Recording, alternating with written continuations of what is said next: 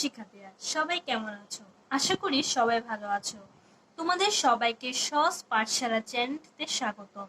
এটা হচ্ছে পর্ব 11। আজকে আমরা অনুশীলনী 4.1 এর 6 নং অঙ্কটি করব। চলো শুরু করা যাক।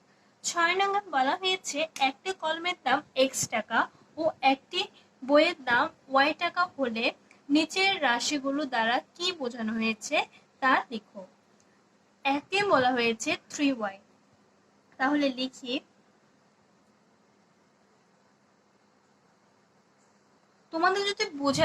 তোমাদের বুঝতে যদি অসুবিধা হয় তাহলে তোমরা একটু তোমাদের পাঠ্য বইটি ফলো করবে, পাঠ্য বইটি সুন্দরভাবে বুঝতে পারবে।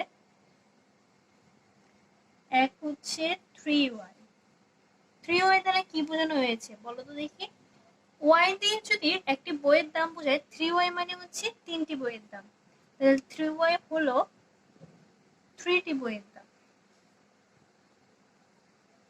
3টি বইয়ের দাম।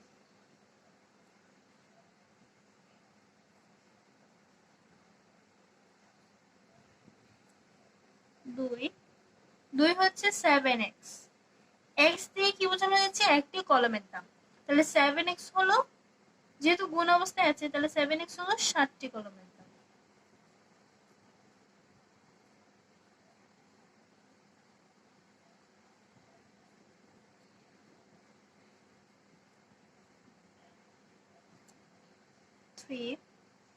থ্রি হচ্ছে x plus 9y, x plus 9y, x plus 9y। x দ্বারা কি বোঝায় বলো তো? x দ্বারা বোঝায় হচ্ছে একটি কলমের দাম, আর y হচ্ছে আমরা তো জানি বইয়ের দাম, তাহলে x প্লাস 9y হলো, আমরা লিখবো 1টি কলম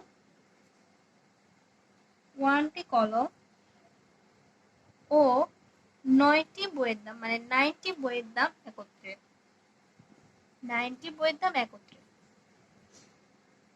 9টি বইয়ের একত্রে দাম।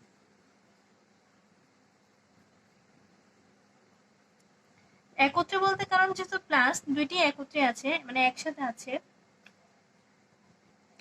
4 হচ্ছে 5x প্লাস 8y হলো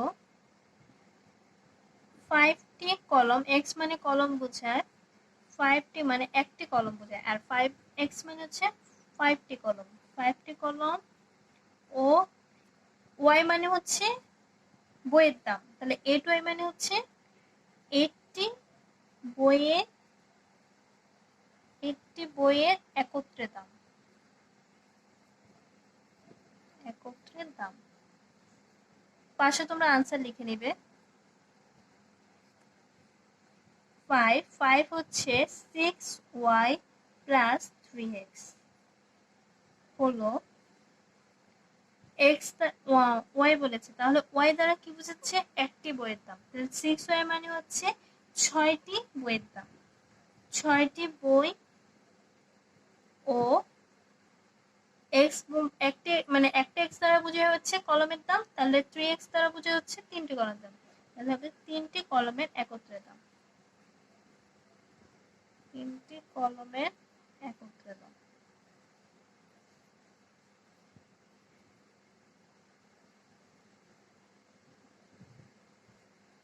আনসার। সুপ্রিয় শিক্ষার্থীরা, আজকের ক্লাস এই পর্যন্ত। তোমাদের যদি বুঝতে অসুবিধা হয় আমাকে জানাবে। আশা করি তোমরা বুঝতে পেরেছো অঙ্কগুলো। তোমরা সবাই ভালো থাকবে, সুস্থ থাকবে, আর আমাদের চ্যানেলটি যদি তোমাদের ভালো লেগে থাকে তাহলে অবশ্যই সাবস্ক্রাইব করে দিবে। ধন্যবাদ, বাই বাই।